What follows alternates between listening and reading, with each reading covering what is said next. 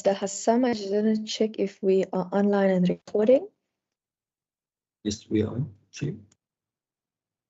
Thank you so much. Thank you everyone for joining us today on the Education Committee meeting. Today we are dealing with the briefing by the Department of Basic Education on costing, alternatively the proposed costing of the Basic Education Laws Amendment Bill B2B 2022 NCOP, as well as the proposed implementation of transversal procurement as referred to in the Basic Education Laws Amendment Bill. My name is Deirdre Barkma, I'm chair of the committee. We're going to jump straight into the members just introducing themselves, and then the departmental delegation introducing themselves, and then we'll jump into the presentation, followed by questions and answers. I'm just going to put my video off. I'm at the office, but I do know that there has been some internet connectivity problems here recently, so I'm just going to put my video off. Thank you. Good morning, Chair. Good morning, officials. Good morning, everybody. My name is Christopher Fry. Sorry, and I'm a member of this committee. Thank you. Thank you. Thank you, Chair. Good morning, everybody. My name is Konrad Pool, and I'm a member of this committee. Good morning, everybody. I'm Khalid Said, and I'm a member of this committee. Good morning, everybody. My name is Ferdinand Christians. I'm a member of this committee. Thank you. I just want to see, I don't see any other members on the participant panel, so I'll hand over to the DBE delegation now. Mr. Ndlebe. Good morning, Honorable Chair. I'm James Ndlebe from the DBE. I'm accompanied by Mr. Mahada from the Office of the Director General. Thank you. Thank you so much. Mr. Ndlebe, I'm not sure if it's your video or if it's just my screen, but it's like a black screen that's on your video. So you can either put the video off or try again, alternatively, but we can jump straight into the presentation. Sorry, I saw Ms. Hassan Musa's hand. Chair, I was just going to ask that that he stop sharing and then reshare if there was a document that had to be shared. But thank you. Perfect. Thank you. Thank you so much. Mr. Ndlebe, over to you. Thank you very much, Chairperson and honorable members. Chairperson, do you mind if we start with the second one, which is central procurement, and ask honorable members to lead on that? Because I don't think that requires a presentation per se, but it's a matter of maybe addressing the concerns that members might have. You are welcome to start with the proposed implementation of the transversal procurement, even if it doesn't have a particular presentation. It's not necessary to put it second, but you can go ahead with that. Thank you, Chairperson. The clause has been put there to put in an enabling condition for if there is central procurement to happen, that it should happen. It's not a clause that is saying when the Bella Bill is passed, everything stops and then it will be central procurement nationally. Our understanding of that clause is that from time to time, there are situations where the department is able to negotiate for a particular good or for a particular service. So if it happens at that time, that is when there should be this consultation with SGBs to procure that. Remember that Section 21 schools are schools that get their money into the bank account in order to purchase these services and goods. So that has not been amended and that has not changed. It still remains the same. But there hasn't been anything enabling the department and schools to work together to buy goods in the name of saving costs, what you call economies of scales. It wasn't there. And what used to happen is that some provinces will then do it on their own without the permission of the SGBs, and they just purchase for everybody. And this is when we got clobbered, especially by the courts, the High Court in the Eastern Cape, that says, Department, you can't do that. You do not have the authority to purchase textbooks and learning material on behalf of schools without their permission. Hence, we're putting this enabling clause that should there be a need to go through that process, then there must be a consultation with the SGBs in order to do that. Let me give you an example. There are times when we will be looking at textbooks for science, for example. They cost about 300 rands. The DPE has been in a position before to get those textbooks at 100 rands instead of 300 rands. So if schools agree to purchase them through those channels where we have found them cheaper, then that's where central procurement will be agreed upon with schools, that let's all go there and buy them. So what is coming out from the public and the hearings is that we understand what you're saying, but we don't trust you. We understand that you'll consult, but you don't trust you. But is there a way that if we want to opt out, then you allow us? You get a good deal somewhere else, you consult with us, but if we still refuse to get into that deal, can you put it in your laws, in your clauses that you can opt out? And this is the advice that you've been getting, and this is the advice that I hope honorable members, especially the Select Committee, will look into and then advise on how the clause needs to look like to give the guarantees that organizations like SOU, like FEDSAS, basically those are the ones that were leading into saying it will put us into jeopardy unless you allow us to opt out. Then at the back of our mind, we're also thinking that if we do get a better deal somewhere and we negotiate and we communicate with schools, and the school says we're opting out, we are not for it, can we then have something that says, can you demonstrate that you're getting it much cheaper than we are getting so that you can opt out? And these are some of the things that we're having in mind, that if you say the textbook is 100 rand, yeah, let's put our monies together and then let's contribute to the 100 rands and go and buy it. You say, I'm not interested. Then we want to say, may we not then go and buy it at 200 rands when it was available? So here we're comparing apples and apples, not a poor, cheap quality of something else. So Chairperson, to summarize this and close it, it's not that come the Bella bill being passed, if it gets passed, then procurement stops, is then done by the department. No, it will happen the same way as it is happening. But if we use our negotiation powers and able to get something cheaper on an item per item basis, it might be nutrition if we're buying tins of baked beans and we happen to find them cheaper somewhere. And this might happen from area to area because there are also suppliers that are found, that are localized. The provision also allows schools themselves to club together and go and negotiate prices on their own. So the provision would then allow for that, Chairperson. May I stop there and see if there are more questions that are coming? No problem. We'll then take the questions on the central procurement clause then now, and then we will continue with the rest of the costing.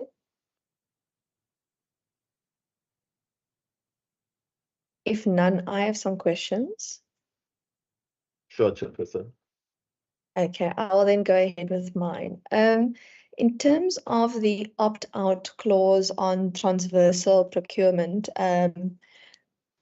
is it not a better solution to rather put an opt-in clause should people want to enter into central procurement? I know in transversal procurement in National Treasury at the moment, even though the draft bill has not been concluded yet, the respective Treasury notes essentially speak to opting in. And then, for example, having a leading department on if it's a good or service, what type of good or service it is, and so on. Or is it infrastructure? Then maybe your infrastructure department will lead. If it's a general good or service, then maybe Provincial Treasury will be the lead, and so on, for example. So is it not better that should a province want central procurement, or should schools want central procurement, that it'd rather be an opt-in system rather than an opting-out system? Because it might end up where people realize too late that they're part of the system, and then it takes a while in order for them to opt out. There may be some unintended consequences with the setting up of an opt-out system. Thanks. Chairperson, from where I'm sitting, I have this understanding that the department does not make laws, and laws are made by parliamentarians like yourselves. We bring propositions of the clauses, you listen to the public, and then out of that, it's you and the other honorable members that will change the clause and make it the way you want it to sound.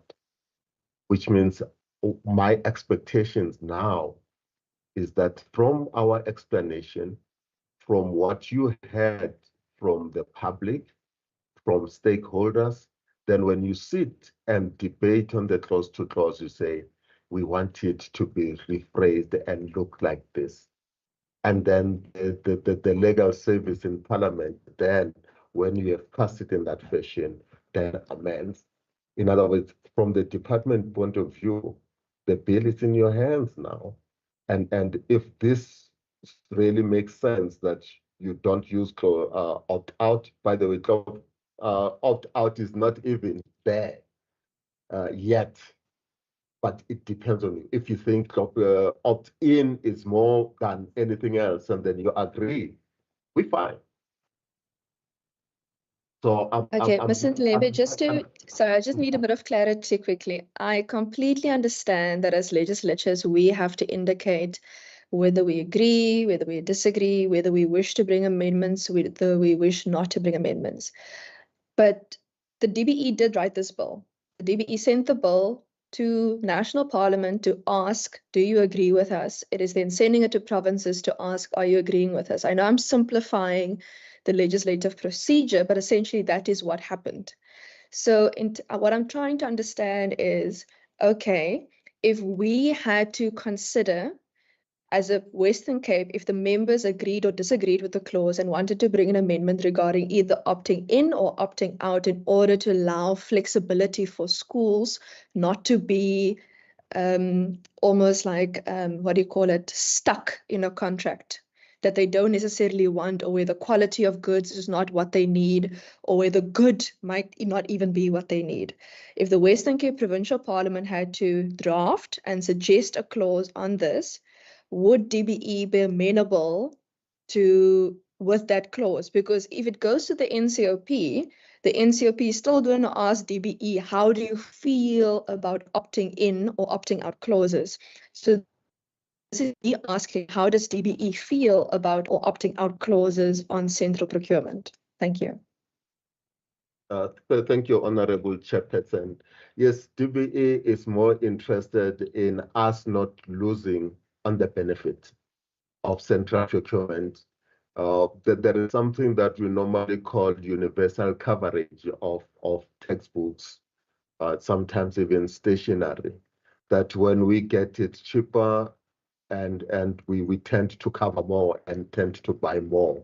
So we will support any proposal that is progressive like the one you're putting in, Chairperson. Especially if we're going to even allow schools themselves to do it. It doesn't have to be done through the department, but that concept of coming together, tapping together, and buy goods cheaper. That's what we're interested in. Then these nitty-gritties you're bringing that you can't force people. And if they want to be out or in, let's put it in a nice way that it makes sense to everybody. We are accepting that, Chairperson. Okay, so the answer is yes. If the Western Cape Provincial Parliament wanted to bring an amendment so that schools don't feel stuck in a contract, whether they'd be opting in or opting out, DBE is amenable to discussing and debating how that clause could look like when we send it to the NCOP. Yes, ma'am. Okay, perfect. Thank you so much. I don't see any other hands or purple bubbles. I just want to check. Members, do you have any other questions on the procurement part before we continue? Okay, if none, we will then continue. Mr. Nlebe, over to you.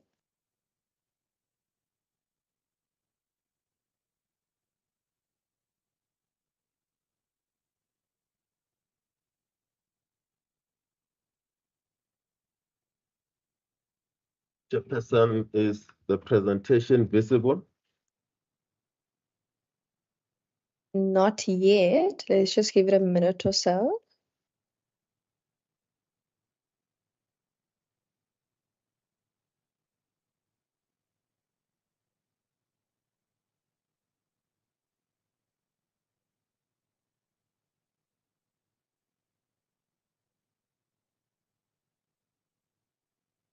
Anything happening? It is visible now, yes, and you Thank can you. just put it into presentation mode. Ah, perfect. Thank you so much. Thank you. Thank you very much. Chairperson, we're not going to present something different from what we presented at the National Assembly, and something that was included in the CS, so that the discussions can then emanate from that. And then that is the outline that you're trying to indicate.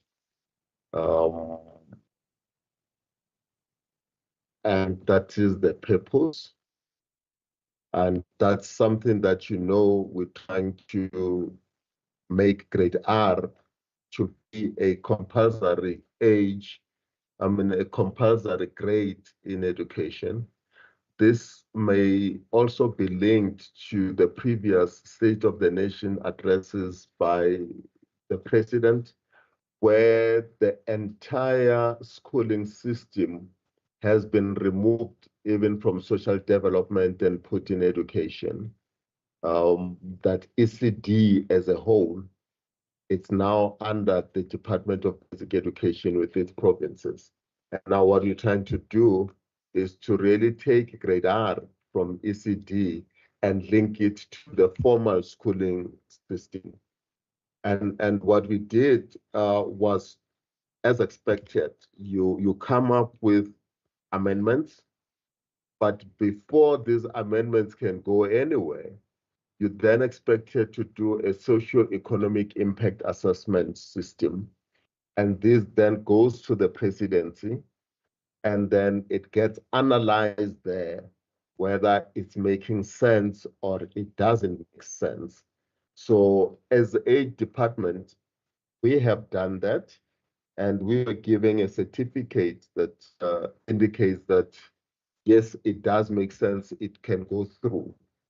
If this was not done, you wouldn't be here discussing this thing. It can only go to Parliament, provided there's a certificate issued around that spheres. In the CS, we are expected to give any, they call it unfunded mandate, and indicate estimations of that unfunded mandate. And we were saying we can have this bill provided that we get permission to receive additional funding. And these are the reasons that we're giving for provincial funding. And say, currently provinces provide grade R under program 4. Grade R is not 0. there are grade R's that are taking place in our local communities, in creches, and even in some schools. And there is money that is being used to run grade R as we speak. But there's a gap in the way in which educators that are providing this service in schools are remunerated. Some are qualified, some are not qualified. Some provinces decide to pay them a stipend of so much. So there's a discrepancy. I think the Western Cape and Gauteng are probably the two provinces that are paying higher stipends to these educators. And the more you go to rural provinces like Limpopo, you find that the payment of stipends is not what is expected. Now, we're looking at the number of children that needs to come in schools where there are no learners at all. And we're expecting that the cost for teachers will then also escalate. So this is what we put in our documents, that grade R is funded at 70% at the moment. So there is some funding that's going on at about 70%. We need to up it to 100%. And it has to do with the condition of service of educators in particular, and those who will then be enrolled in our schools or even in communities to increase. Now, the costing really looked at these things: the funding of educators' remuneration, which is different from province to province. There are three methods of paying existing grade R teachers or practitioners. They are either paid stipends, which means they are really not in the payroll of the department permanently, what you call PESAL, but they do get a difference. In some schools, these are run by SGBs. Then the department pays the stipends and the SGB adds on top in order for them to get what you'll call a living wage. In some schools, there is that combination of a stipend and a full salary, which then gets sort of added. And others get a full salary and they are paid a full salary because they are qualified teachers. You get that especially in Northwest.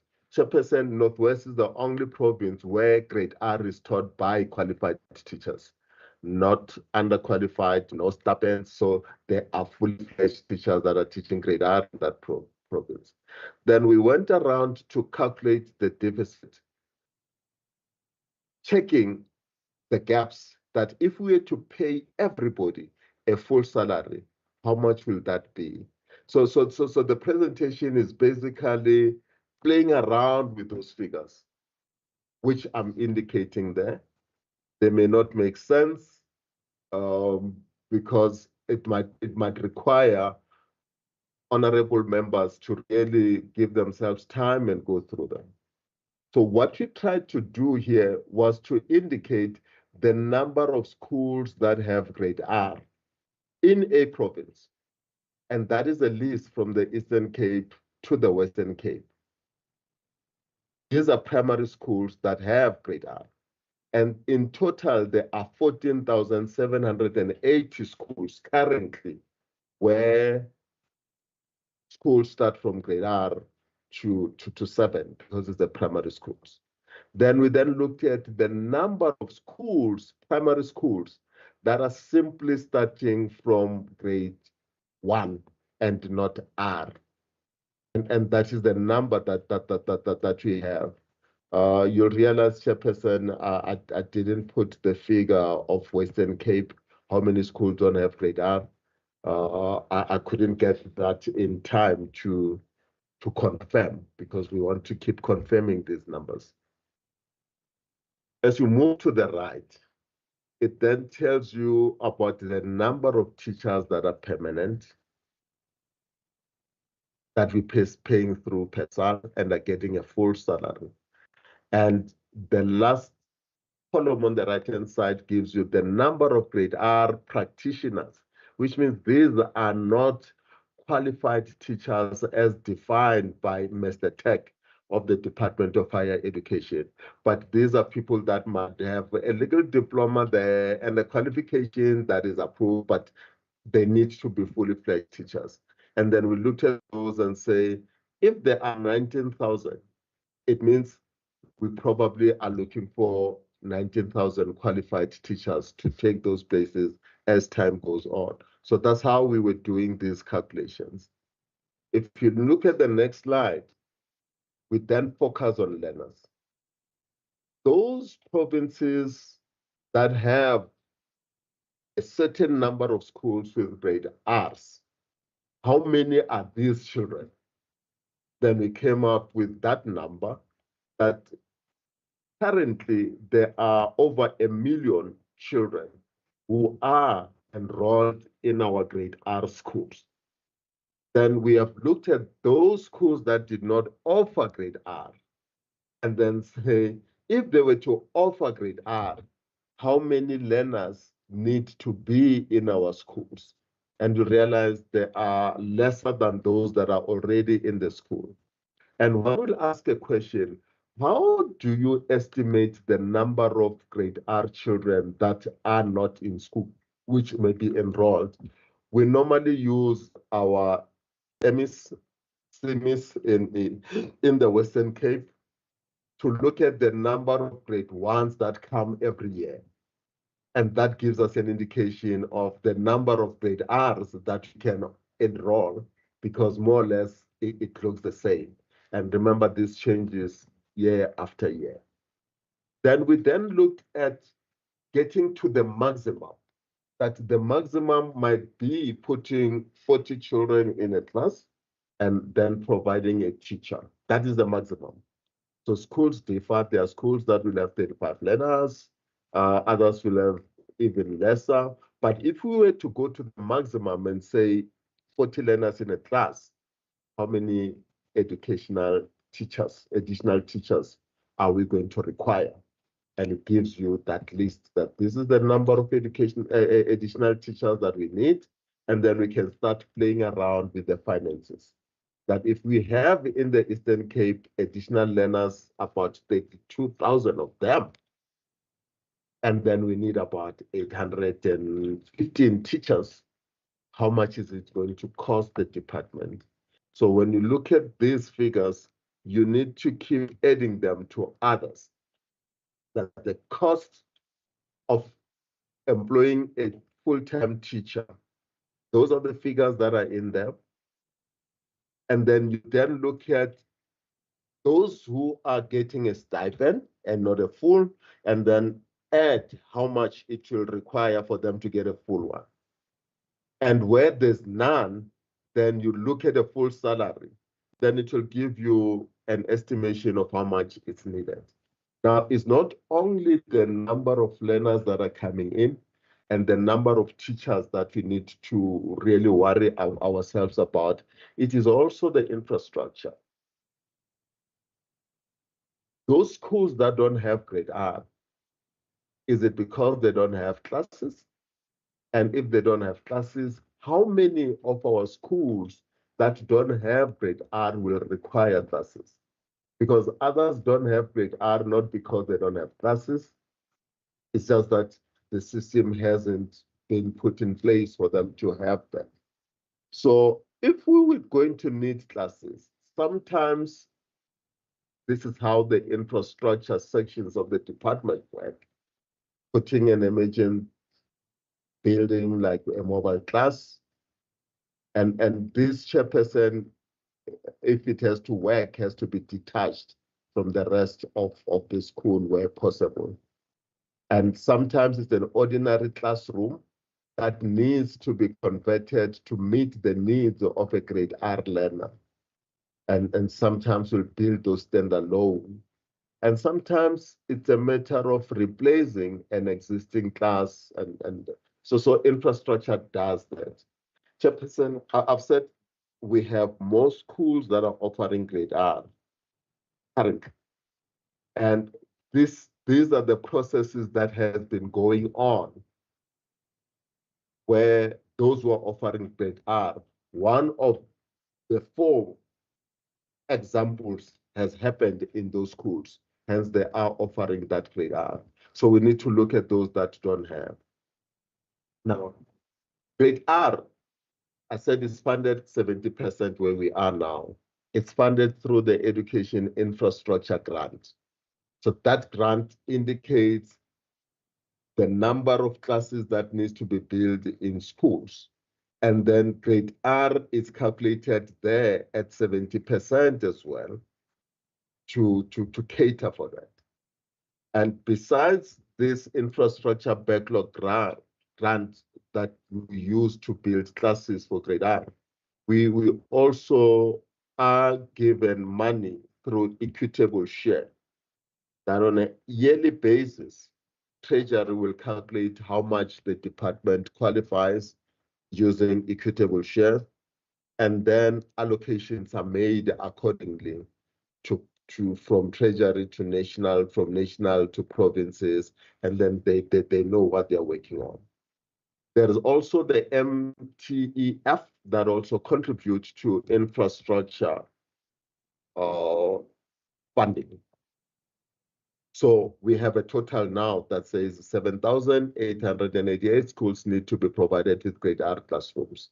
And that gives us that amount of 12 billion just to deal with the classes. So you need to add the 12 billion and of infrastructure, which is calculated in the table that you see there. That's how we come up with that Eastern Cape. These are the number of schools. These are the number of schools that are offering grade R. These are the schools that don't have, and therefore we need, and those are the estimations that we have built into it, and it gives us that total amount. So we have to add that money and add it to the one around teachers, and it gives us that estimation. Now, Chair, this is what came from Treasury when they wanted to, when the National Assembly requested them to come and address them on where the money will come from and how they're going to be funding this, what they call an unfunded mandate. And their response in writing was that Section 35 of the PFMA on unfunded mandate provides that the department which submits the draft legislation should provide the financial implication. And that's what we did. And they're quoting that section of the PFMA, which is Section 35 on unfunded mandate. It says draft national legislation that assigns an additional function or power to, or imposes any other obligation on a provincial government must, in a memorandum that must be introduced in Parliament with that legislation, give a projection of the financial implication of that function, power, or obligation to the province. And then they refused to come to the meeting on the basis that there was compliance in terms of dealing with unfunded mandate. And that compliance was, there were projections that were given. Now, from the side of the department, we understand that when the bill gets passed, if it does get passed, it doesn't mean after the signature of the president, all these things are going to be in place. We want to understand that then the equitable shares will then kick in making the funding available. The funding that happens per program, we said it's program 4 when you deal with grade R, it means that's where it begins. If it happens just before the end of the year, it means when the minister announces his budget, these things will then have been taken care of. Because what we're doing here is that you put a law and Treasury then funds the implementation of that law. And if that funding is not available at that time, like the bill gets passed in the middle of June, it means we can't implement it in grade R. We'll have to wait for the next budget, or maybe the midterm budget amendment will then cover that. How education also get funded is that in January, when schools reopen, we tend to focus a lot on the 10 school day reports to look at schools that have increased in learner numbers, that require additional teachers, that also require probably additional classrooms and all that. And these get amended around that time. We normally say when we deal with teachers, they are called growth posts. So funding is something that happens on a yearly basis, depending on equitable shares, the number of learners that are captured in our MEs, in our semis on a regular basis.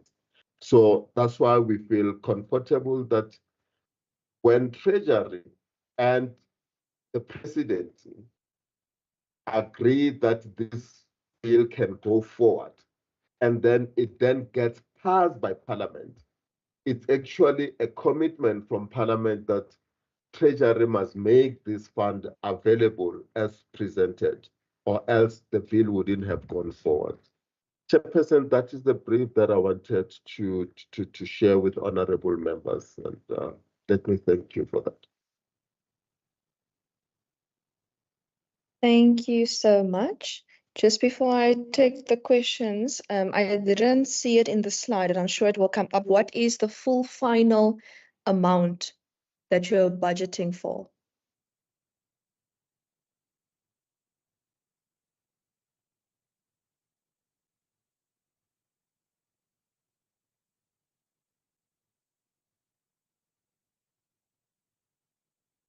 Is that the 12.4 that you no, that's the infrastructure?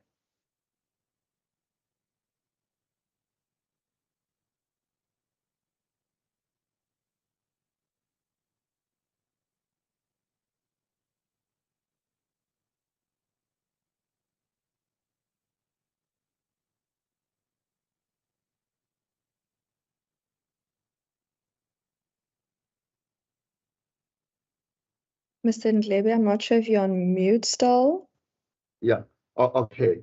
Yeah, we have to add it with the one for teachers. It's about 2.5 people. So you don't have the amount on hand because the bill was introduced a while ago.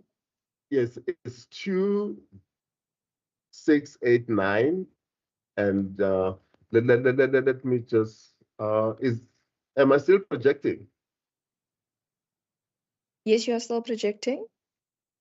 Okay.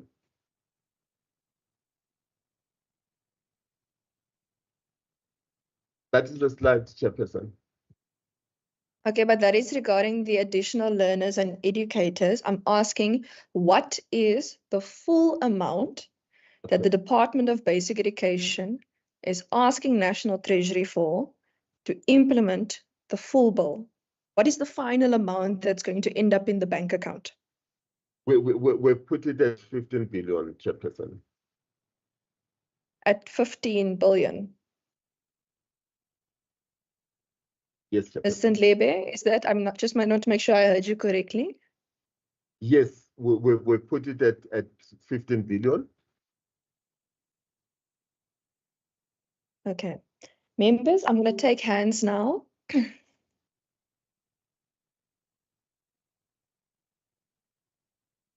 Member Fry. Okay, I don't see any other hands going up, so I'll then go after Member Fry. Thank you. And Thank then you, Member Christian, sorry, after Member Fry. Thank you, Chair. Just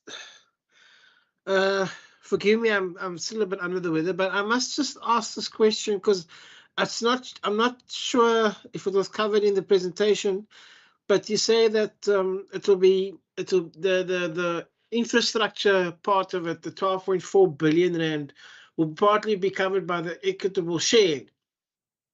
But in the Western Cape's case, we're the third biggest province by population in the country, but we have the fifth largest equitable share overall. How will this 12 billion or how will the Western Cape's part be covered by the equitable share when we're not equitable?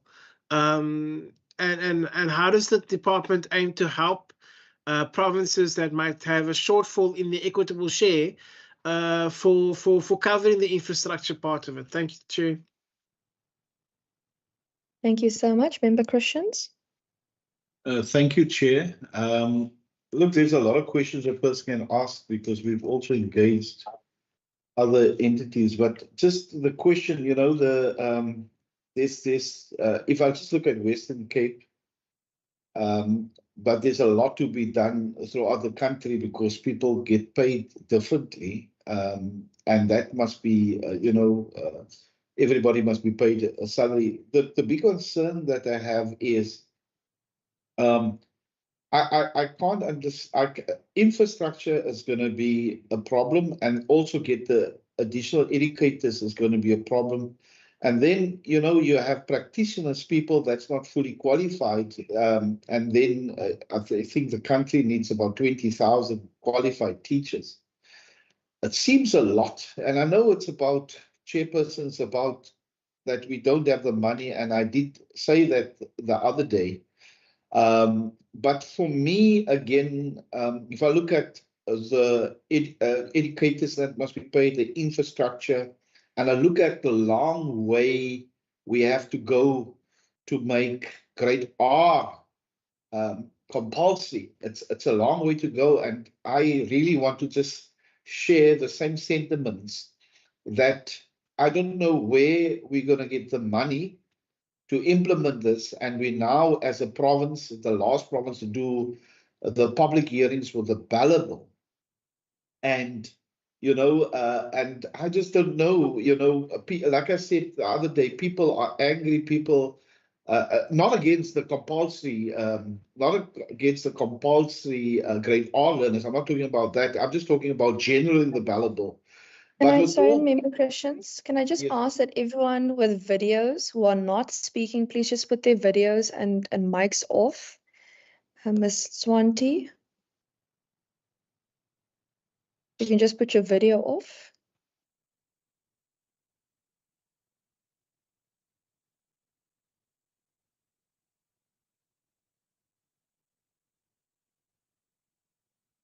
If you can just please put your video off or your camera off.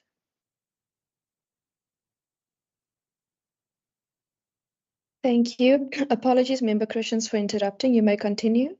No, all that I want to say, Chairperson, and just in closing, I am very concerned that we do not have the money to implement this, and yet we're doing this round, you know, going around the province, and people are hyped up and all of this. And I don't know, you know, if when the department will be ready to implement the entire ballot bill, and when they will have the money, or is this a long shot? Because with the grade R already we have, as the ACDP, we don't have a problem supporting grade R. There's other stuff in the ballot bill, but I'm just saying the money we do not have, and we heard the Fiscal Commission said, you know, can reprioritize all of this.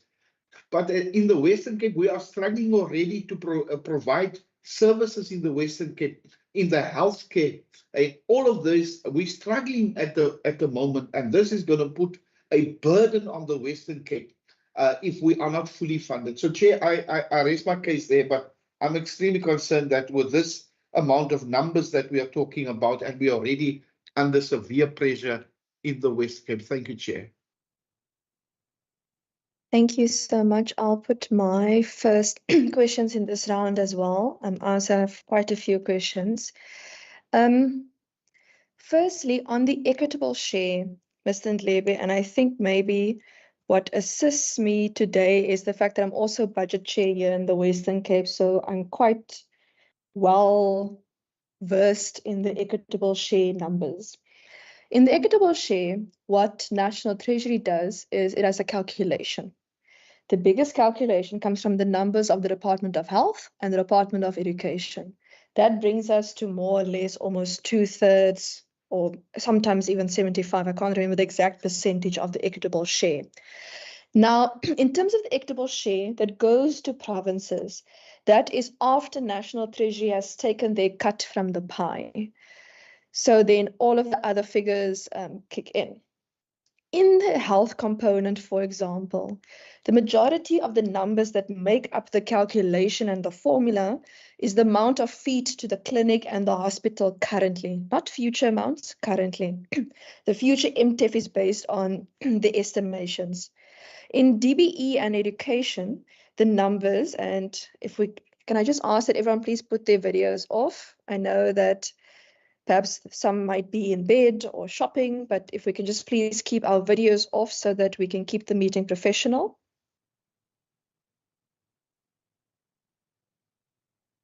Thank you so much. So in terms of DBE, the biggest numbers come from the children that are currently in school, and the MTEF figures are regarding the estimated people that may or may not be coming in. So we also know that, first of all, the education component of the PES is still under review. It is not completed. That's the first part. The second part is in the PES that in the census is not going to be implemented anytime soon. We will know that National Treasury has indicated that it will likely phase in the numbers in the census over the years. So at the moment, the Western Cape is getting the 5th largest or the 5th smallest, depending on whether you want to see the glass half full or half empty in terms of provincial equitable share funding. So even if the grade R's had to be added this year, for example, it would not change the current 2024 equitable share, because the formula is always negotiated across provinces through the MTECs, through the MTEFs, with the respective provinces, in especially the technical meetings, because the PES is currently under review. So what you are saying is going to happen is highly unlikely. Highly, highly unlikely. The money is not going to be given this year in terms of the PES. It is also very unlikely that it will then be given next year if we're still going to first rely on the census before we rely on the other figures. So I question whether the equitable share will simply kick in, since National Treasury themselves have indicated that they are nowhere near completion of the provincial equitable share formula and respective reviews. We are currently still suffering under the reviews that we are currently phasing in the health component.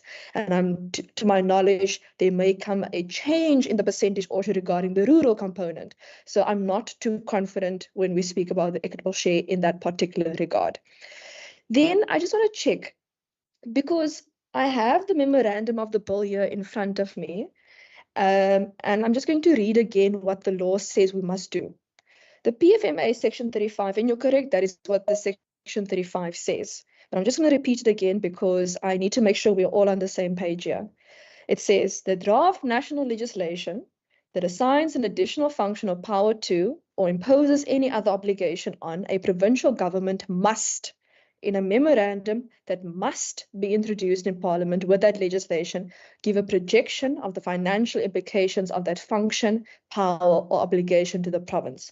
So now I'm going to read from the actual memorandum of the bill in terms of the section. Okay, it starts with the bill will create financial liability. That's the introduction. Informs of the implementation costs. Then the first paragraph reads, and this is on page 47 for those watching on YouTube. In terms of the provision of grade R, it is estimated that an additional amount of 5.26 billion will be required. The amount is composed of both the funding needed for equalization of conditions of service and the funding of appointment of additional educators to address the estimated increased learning enrollment. The calculations are based on the current provision of grade R in public school, not future, on the current provisioning. Then the second part says, In terms of additional infrastructure, a total of 7,888 schools still need to be provided with grade R classrooms. An amount of 12 billion is required to address the shortfall. The shortfall will continue to be funded from the Education Infrastructure Grant, the equitable share, and the other funding mechanisms to ensure that schools receive the requisite spaces to accommodate grade R learners. Then the third paragraph on page 48 of the memorandum reads, home education assessment costs have been divided into two categories, namely the sourcing, preparing of exam papers and marking of scripts and invigilation. A suggested rate of 100 Rand per hour for marking of scripts and 150 Rand could be added for sourcing and preparing of papers. The estimated cost for invigilators is 40 Rand per hour. The bearers of these costs will be the parents. Those are the only 3 paragraphs regarding the financial implication in the memorandum of the official bill. I understand there's a CS and other documents, but that is the official 3 paragraphs. When you count up the amount in those 3 paragraphs, you get to 17.26 billion Rand, and that excludes the amount for marking, for sourcing of papers and invigilations. So as per the official bill, the official legislation that was introduced, it will definitely be more than 17.26 billion. Then the FFC on Wednesday estimated that this bill's implementation will, at a naive level, cost 17.7. When asking them where they got their figures from, they used DBE figures. So I'm going to make an example. In your current calculations on your slide today, I'm going to quote from your own slide today. You said, first of all, you're basing your ratio on 1 to 40 children per class. That's the first problem I have. You're basing on 1 to 40 children per class. So the assumption is that all provinces and all the classrooms that need to be built and all the teachers that we need to get is we're going to give you a minimum money for 40 children per class. That's minimum amount of money. Then you say, okay, based on that, for the Western Cape, we're going to need 798 additional educators for Western Cape. On your slide, you mentioned that the total cost for remuneration for South Africa will be 4,767,405,000 Rand. And of that, the total cost for remuneration on your slide for the Western Cape was 633,941,000. Now, on the FFC slides on Wednesday, and the reason I mentioned this is because I checked. The source on their slide said DBE document outlining the financial implications of Bella. For the same remuneration that you said for 798 educators, they also were estimating for 798, and they quoted DBE figures. On their slide, it said total for South Africa. Now I have to say this correctly again, so please forgive me. Let me just get these numbers correctly. It's 2,689,910,000. That's almost half of what your current slide said currently. Then Western Cape, it said 327,279,000. That's also more or less half of what you just said today in your slide, which means that someone's math ain't mathing. So either the FFC's mathematics is wrong or the DBE's mathematics is wrong. And both institutions are required to work with mathematics. So someone has to tell us now whose maths is the correct math. Then I just need to check here. You mentioned 12 billion, and I know the act, or not the act, the legislation also mentioned 12 billion on page 47. But it is currently estimated that the infrastructure is going to be 12.4 billion, not 12 billion. So if you add that extra 0.4 to the legislation of the 17.26, you will end up at 17.66, which makes sense because the FFC's estimation that they gave us was 17.7. So more or less, those original figures make sense. Then my third question, on the costs, I don't see anywhere either in the bill all the CS, all the respective presentations where you've made provision for cost of living adjustments over the years. Because, for example, last year we had public wages negotiated at a national level. No one is disputing whether or not someone deserves an increase. The question comes in whether increases can be afforded. And what happened with the 2.9 billion rand is National Treasury, after also promising provinces that particular amount of money, only gave provinces just over half. The Western Cape got 1.7. So we're still waiting for that extra 1.1, almost 1.2 billion rand to be given back to the province. So please excuse me if it's difficult to believe if someone just says, we promise we're going to give you money and therefore they're going to give us money. I also don't see costing for the LTSM, like books, tablets, extra stationery, stuff like that. I don't see costing for that. If there is costing, can we please have it? Then the learner transport that will be increased because now we're going to have more children that we have to look after in schools. I don't see any costing for that. If you can please identify the line item where I can go look for that costing. Because I also don't see it in the current division of revenue. In the nutrition, I also don't see that either in the current division of revenue or in your current costing. I don't see costing for special education needs, education, or the respective assisted devices that are required, or the administrative costs required by provincial departments when we now have to deal with this influx of children. And you know, it says on page 48 of the memorandum that the marking of scripts and so on for home education is funded for, but I don't see the full estimated costs relating to homeschooling for this particular implementation and for officials doing their rounds, etc., etc. And then just my final question for this particular round, and then I'll keep my rest for later.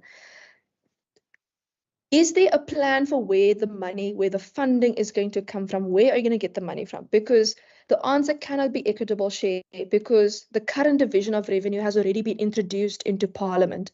The current division of revenue is estimated to be adopted on the 2nd or the 3rd of May, which tells me that you do not have funding for the 2024 year for what you are proposing. So is the National Treasury give you a letter? Did they say in writing, in black and white, DBE, if you implement this bill, we're going to, at the very minimum, give you 17.7 billion rand? And I'm not talking about someone just saying yes and I'm making a promise. I'm talking about in writing a commitment that National Treasury will give you the money to implement the DBE Bella bill if this bill is passed. Thank you.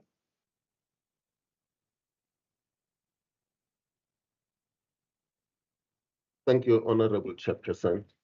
It becomes difficult for the DBE to respond to some of the things you're raising because the DBE normally doesn't generate funding.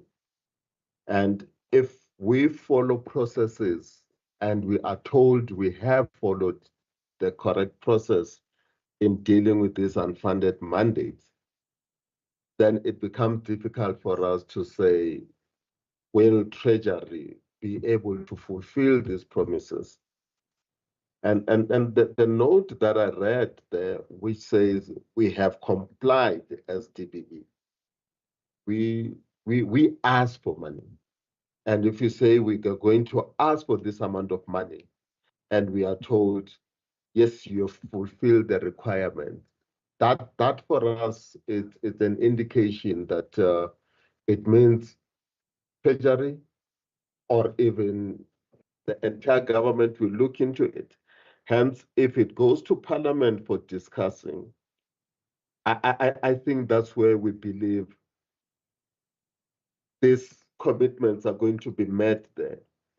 Yes, Chairperson, at where I'm sitting, I don't have those figures for LTSM and for the transport and for nutrition. I don't have them where I'm sitting now. But the clause that talks to home education and how it evolved from the National Assembly to where we are now, home education is not going to be managed by the Department of Basic Education and even provinces. To an extent that children will be assessed by the department, and there'll be scripts that are going to be marked by the department, and we're going to have even people that are going to be paid for marking. Home education will remain the responsibility of a home, and the discussions have even moved into an assessment of children into phases and not even on an annual basis, so that the cost of home education are not going to be applicable to this bin. But these other costs that you're referring to, like LTSM and transport and nutrition, yes, it's something that we will have to look into. And to say the calculations that we have and another organization having a different calculation altogether and who's who. Chairperson, I think we do have some time that we can marry the two, bring the two offices together and have the correct calculation where possible. I think it's something that is doable, because one might have missed a figure there, either us or them, but it's something that can be corrected quickly. Chairperson.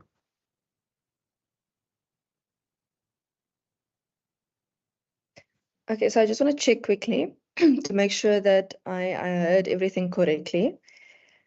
So you are saying your calculation regarding the total cost for remuneration for South Africa is 4.7 billion, not the 2.8, not the 2.7 billion. That's the first part, as per your slide today.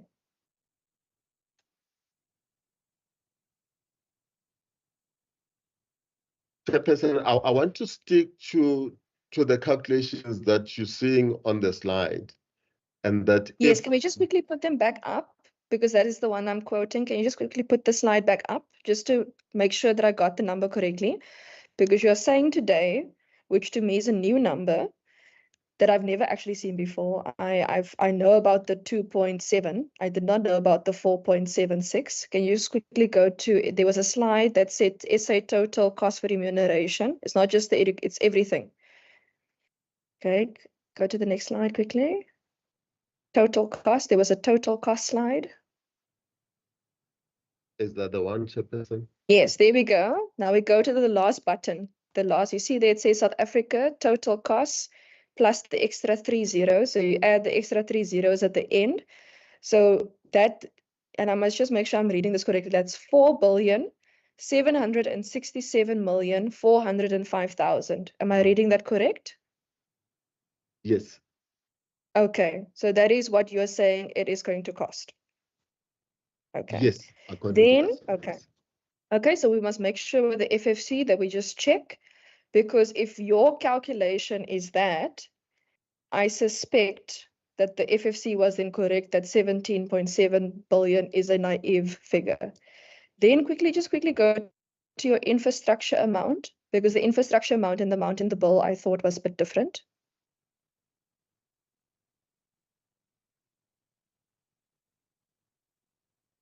Which slide, Chairperson? I can't remember which slide, but you had an infrastructure slide that said 12.4 billion. Okay. It was after the remuneration slides, I think. That is. There we go. Let me just write that down quickly for us. I want to make sure that we got the exact number there. So you're saying it's going to cost 12,427,165. Is that 370 rand? I can't see the last number. Yeah, it's 37. 370. Because you need three numbers at the end. Yes, it's a 30.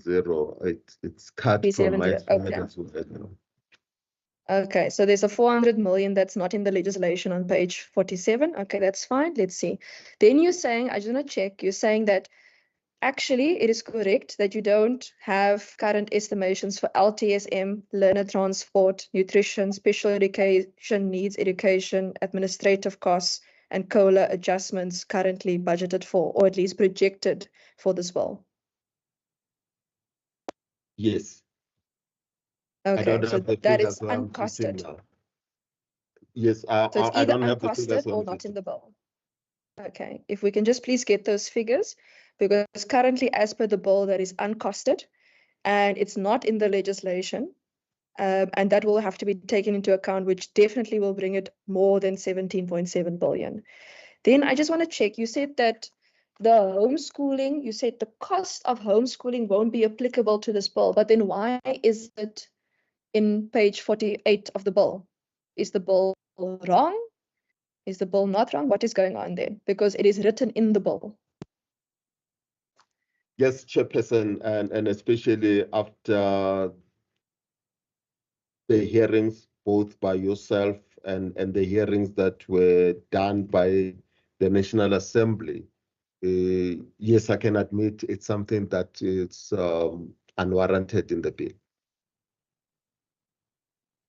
So you're saying that even though our public hearings is not done yet, you're saying that this home education assessment cost is not going to be necessary, that I'm taking clauses to members of the public that they don't actually need to comment on.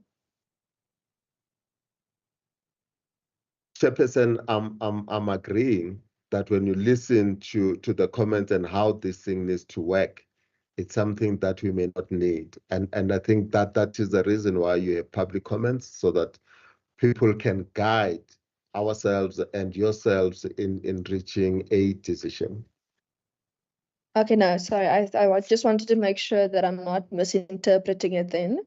I'll pause with my other clarification questions now because I see more hands for questions. Member Syed?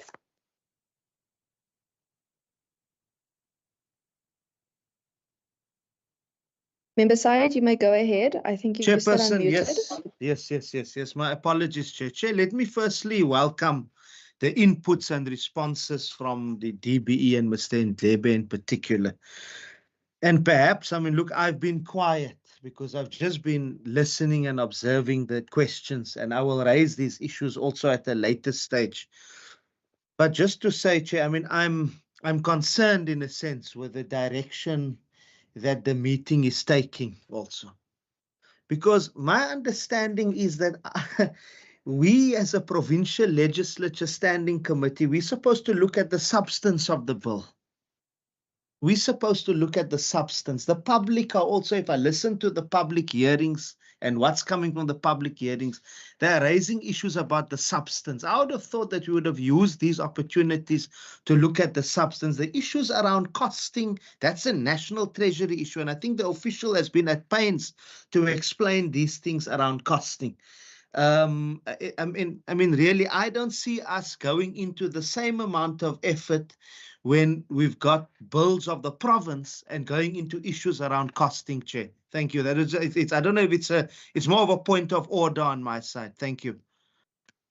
No problem, Member Syed. You would know from the previous minutes that this is a resolution of the previous meetings. I actually think one of the meetings where this was discussed, you were also part of. And I don't recall any objections in this regard, either to the costing, either by National Treasury and or by the FFC. In terms of costing and legislation, because it's also a legislative process, legislation needs to be introduced and processed in a particular manner. In terms of the PFMA, that relates to Section 35. In terms of the Constitution, things like finances and money and fiscal matters relates to Section 195. For example, the procurement part of the bill relates also to Sections 217 of the Constitution in this particular regard. And when you get to financial implications, all bills that are introduced by a minister specifically has to have a financial impact.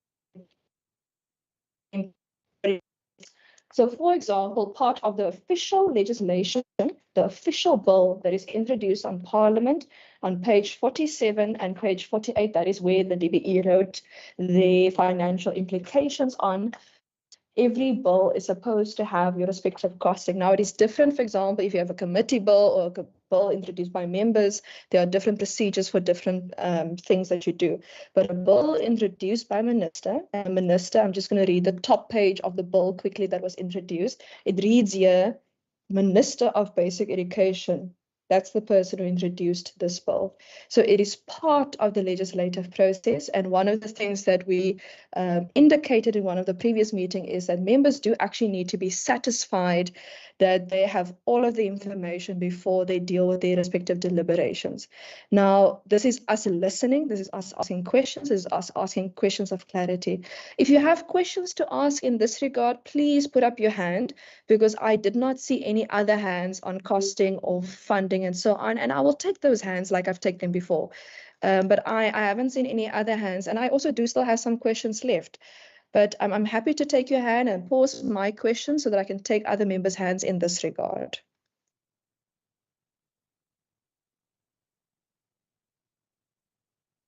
I don't see any hands going up. I'm not seeing any purple bubbles for those who are struggling with the hand function to ask questions to the department.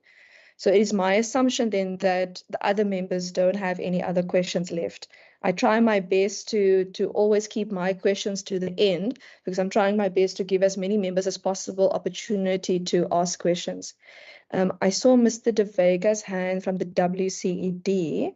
I'm not sure if it's a point of order or a question that Mr. De Vega wanted, or a question on clarity or something. Mr. De Vega? No, I just wanted to find out if we will get an opportunity to also ask questions, Chair. I'm happy to pour some of mine in order for the department to get some clarification. Mr. Vega, you may go ahead. We still have quite a bit of time. Thanks, Chair. So on the issue of the data in relation to the number of schools that are offering grade R, we will be able to provide that information to DBE, but there was no formal request. But I see there might be a typo. They put down 896 schools, but we've got 986 schools. So there might be a finger error in putting that information in, which then leaves 95 schools not covered in the Western Cape. The second one is on the ratio. So if you go to Gazette number 37081, which is really relating to the regulations relating to the minimum uniform norms and standards for public school infrastructure. On page 14 of that Gazette, they say the following are acceptable norms and standards for classrooms. Grade R, a maximum of 30 learners. So using 40 as the number of learners, that's for all other classrooms, a maximum of 40 learners. So 40 is not a good kind of estimate for ensuring that, if you want to do the calculation itself. And then my final point is around the SIA, or the socioeconomic analysis or impact analysis. It would be useful if we have because I think there's a lack of detail in the model disclosure and assumptions being made, and the methodology is not fully explained. And I know that the presenter probably is not an economist by trade, but which it makes it difficult to assess robustness of model results. And then the submission of these models and methodologies, I'm not sure if once concluded that they would provide the necessary comprehensive evaluation to the department, or even to the standing committee. Thanks, Chair. Thank you so much. I'm going to just quickly allow Ms. Ndlebe to deal with those. Thank you. And then I'll take another round.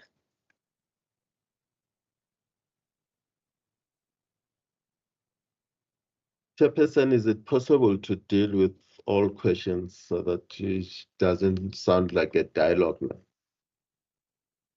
now? No problem. I just want to quickly see. I don't see any other hands up. Okay, so my questions, I just need you to please, when you go back to do the calculations, could you please send us the figures on LTSM, the projected COLA adjustments, the learner transport projections, nutrition projections, special education needs, especially with added assistive devices, hoping I'm saying that correctly, and the anticipated administrative costs to provincial departments to handle all of this. And let me just have a look here. And then, Mr. Ndlebe, I just need to know, because you indicated that it is difficult to say whether National Treasury will be able to fulfill the respective promise. And I'm quoting directly, I wrote that down now. I just need to understand, who do I ask? Because National Treasury, so in the meeting of the 2nd, you referred me to National Treasury, and then we had a resolution, and then we said, okay, cool. And then we asked National Treasury to come before the committee. National Treasury then sent us a letter saying, actually, this is not our baby. Please go back to DBE. We are back at DBE now. And the answer is still, we don't really know where the money is going to come from. So I just need to know, who do I speak to? Who do I ask? What do I ask of the committee in terms of who we need to speak to know where the money is going to come from, or whether National Treasury is going to commit to give the money for the Bella bill should it be passed? Thank you. Thank you very much, Chairperson. The issue on special education, I think we have been saying, even as our intro to the hearings, that the bill doesn't cover that section of the sector. But as for the other question that you are asking, where to go, I think, Chairperson, sometimes it becomes unfair when a department introduces recommendations in a bill, and that department is asked to follow certain procedures, that includes the CS, and it submits them, then it gets a certificate that we are satisfied with what you're presenting, and then we're taking it forward to Parliament. Then Parliament will process it further. And as Parliament is expected to process, then the question comes back to the department to explain where funding will be coming from. When the institutions that deal with that are saying, you have followed the right procedure, we're happy with that procedure.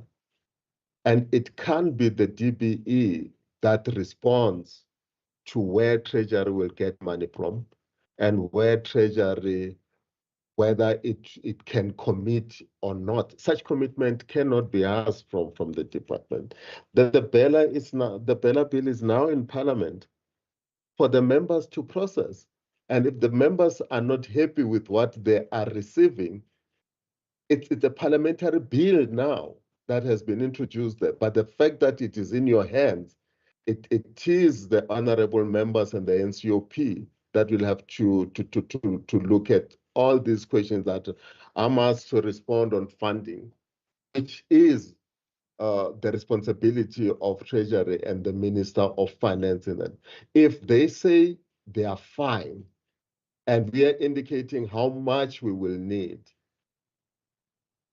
then it's them that will have to find out how they make that money available.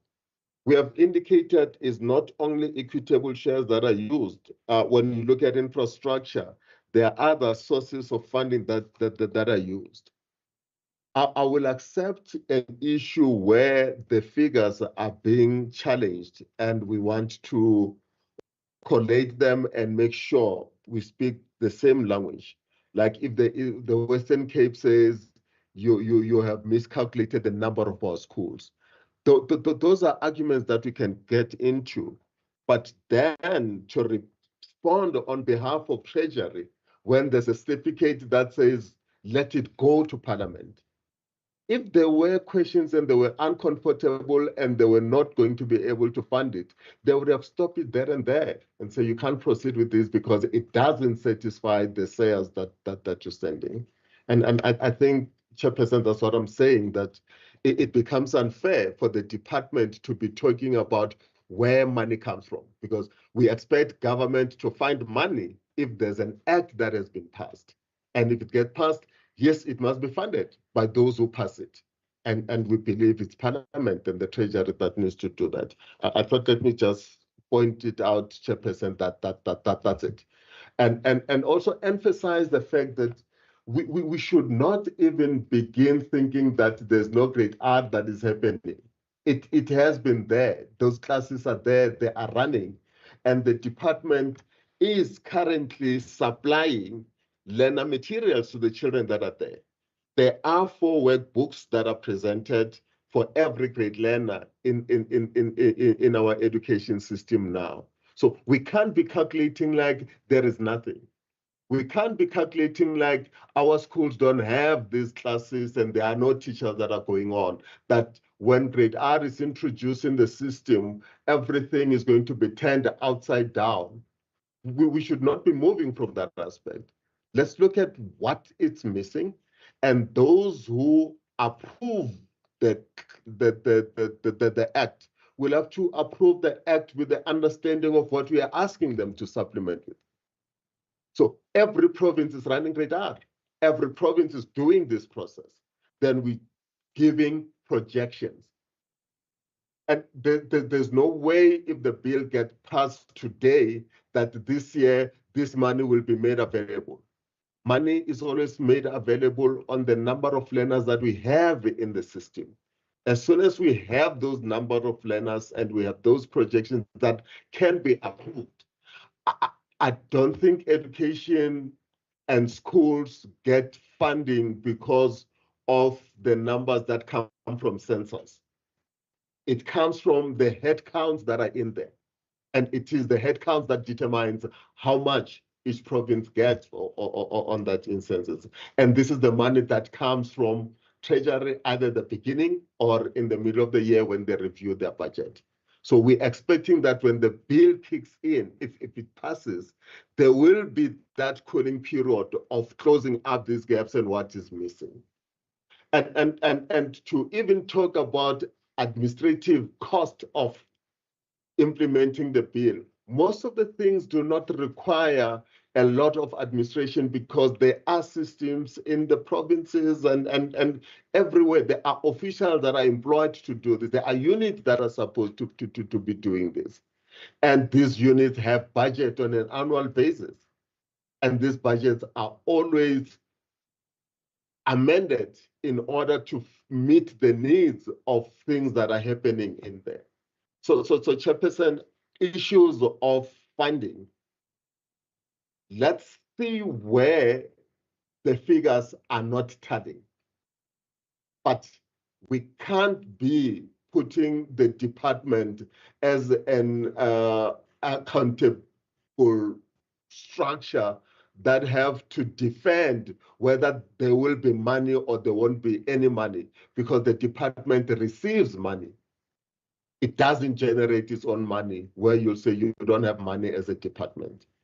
Chairperson, may I close it there?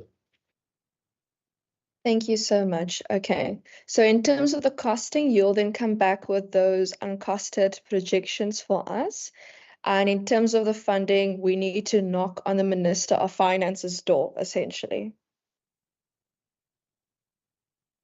Yes, Chairperson, I said I don't have figures around the issues that you're raising. And the department will have to look at the relevant offices and look at those issues.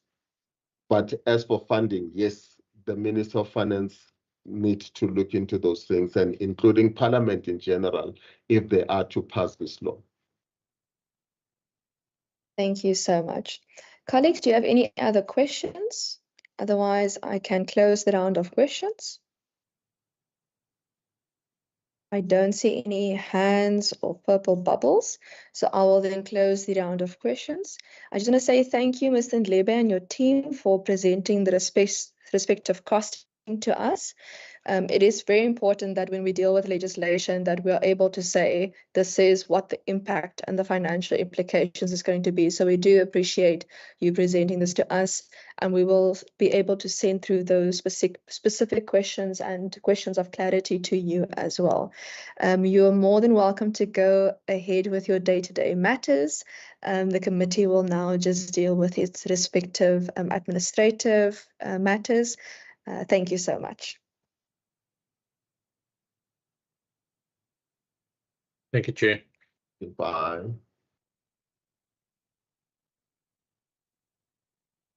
Thank you so much.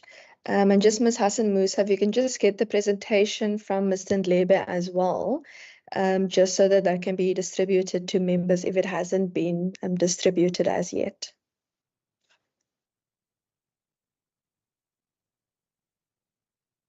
Will do, Chair. Thank you so much. Colleagues, we are now at our resolution section. Just want to check, other than the questions we've already asked, if there are any other questions that that you would like us to pose to either the department or Treasury.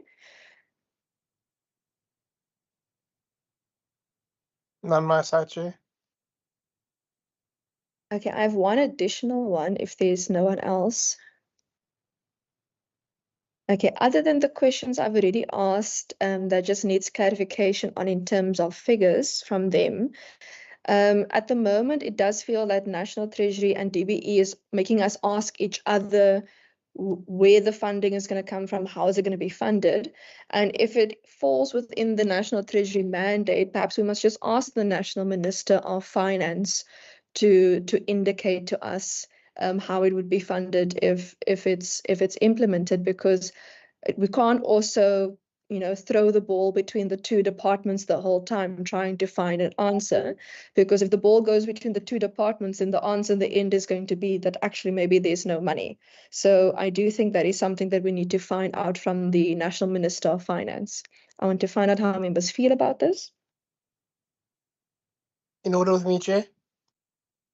Chair, in order with me as well. Thank you.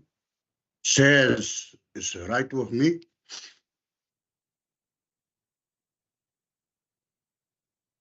Okay, I'm not seeing any purple bubbles or hands, so I will then take that as we can then inquire with the National Minister of Finance regarding where the funding for the Bella Bill will come from, especially since the two departments are now playing soccer with us at the moment. But we will put that in nice English. Ms. Hassan Musa, if you can help me with that, please.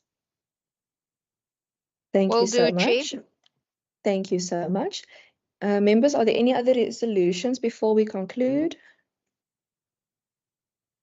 Ms. Hassan Musa, I just want to check if the NCOP has responded to us yet.